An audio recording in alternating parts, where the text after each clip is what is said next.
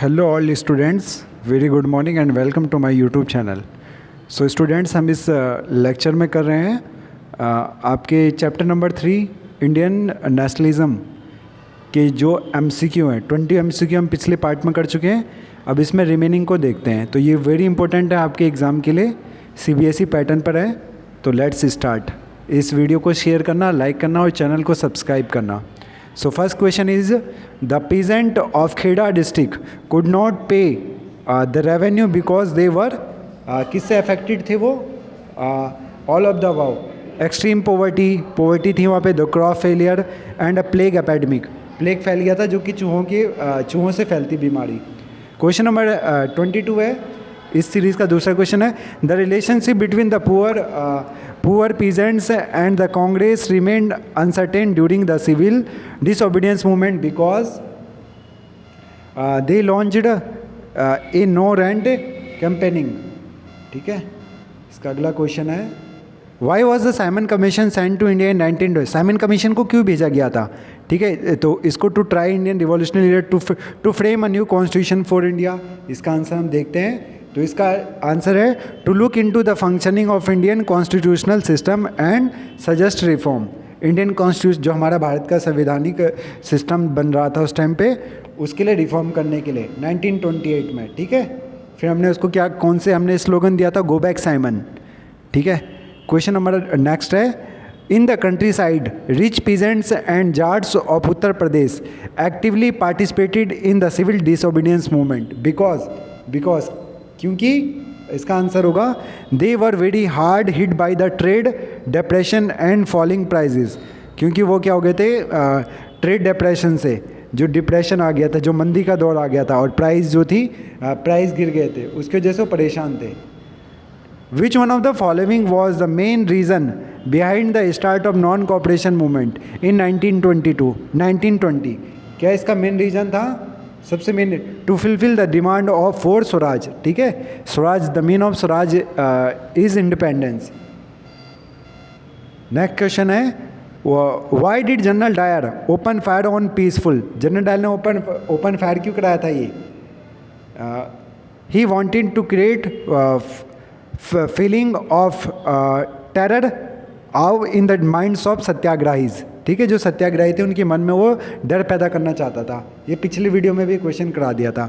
Next question है, the event that mark the beginning of civil disobedience movement was.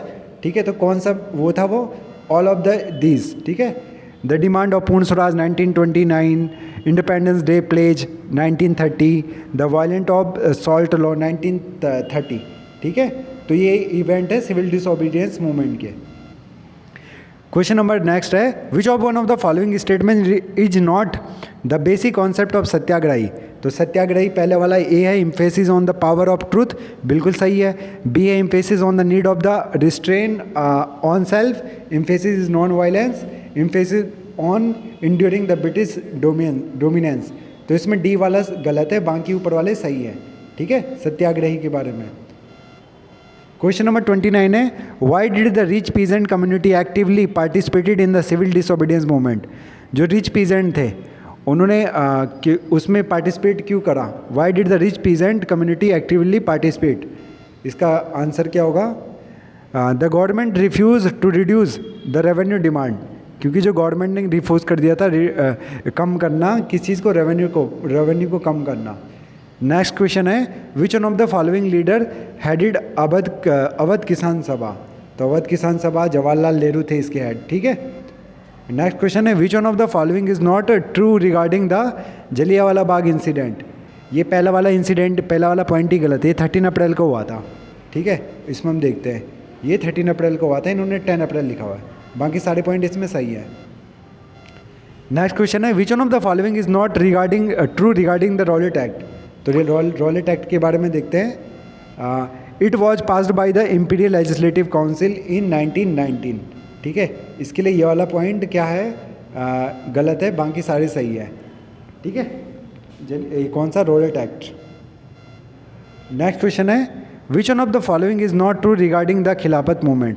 तो खिलाफत movement जो था, जो अली ब्रदर्स ने चलाया था, शौकत अली ने और मोहम्मद अली ने, तो ये था, it resulted in the restorations of the power of Khilafat of Turkey. Which of the following was the cause of business class to participate in the civil disobedience movement? Business class ने क्यों इसको पार्टिसिपेट करा था? तो protection against import of foreign goods. ठीक है, वो चाहते थे कि जो बाहर से वस्तुएं आ रही है वो इंडिया में ना आ पाए. इम्पोर्ट का मतलब होता है आयात करना, इंडिया की तरफ मंगाना, किसी देश में मंगाना. और एक्सपोर्ट का मतलब होता है हमारे देश से वस्तुओं को निर्यात करना, बाहर देश में सेल करना, फॉरेन कंट्री में. नेक्स्ट क्वेश्चन है, in which movement did Gandhi see an opportunity to bring Muslim under the umbrella of a unified nation movement. तो ये आपका कौन सा था?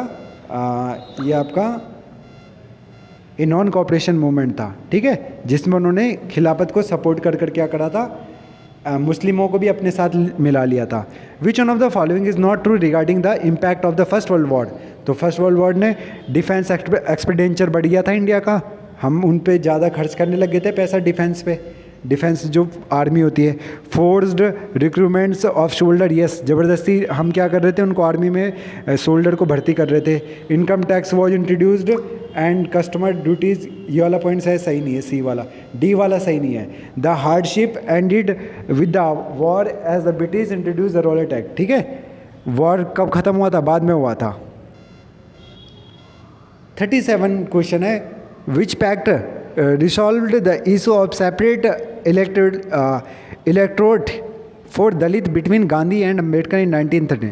तो ये पूना पैक्ट था. ठीक है, पूना पैक्ट हुआ था. एक जो दलित लोग होते हैं, ठीक है, लोअर कास्ट के, उनके लिए सीटों का प्रावधान को रद्द कर दिया था गांधी जी ने. और किसने? भीमराव अम्बेडकर ने. दलित पूना पैक्ट बोलते हैं उसको. Which was the main cause for boycotting foreign goods during non-cooperation movement? ठीक है, तो इसका मेन कौन सा था? इसका था a symbol of foreign rule. ठीक है, क्योंकि ये फॉरेन रूल का सिंबल थे, जो हम विदेशी वस्तुएं अपनाते थे, कपड़े पहनते थे हम, और भी चीज़ यूज़ करते थे. ठीक है, फॉरेन रूल मतलब कॉलोनियल रूल. तो हमारे इंडिया में ब्रिटिश रूल था. ठीक है. Natesa Sastri expressed and proved his love for folklore by, किसके द्वारा उन्होंने किया था? By publishing a massive 4 volume collection of Tamil folk tale, the folklore of southern India. ठीक है. क्वेश्चन नंबर नेक्स्ट है, the reason for Mahatma Gandhi fast unto death in 1932 was. क्या reason था उसका, महात्मा गांधी जी का? The class with doctor Ambedkar over his demand for a separate electoral for Dalit which he thought would halt their integration into society.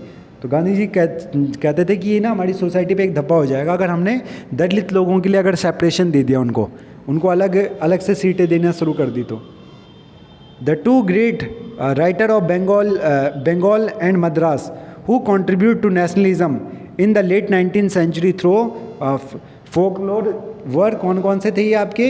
इसमें देखते हैं हम, Rabindranath Tagore and Natesa Sastri. Who was the president of the Muslim League? तो मुस्लिम league के president कौन थे आपके?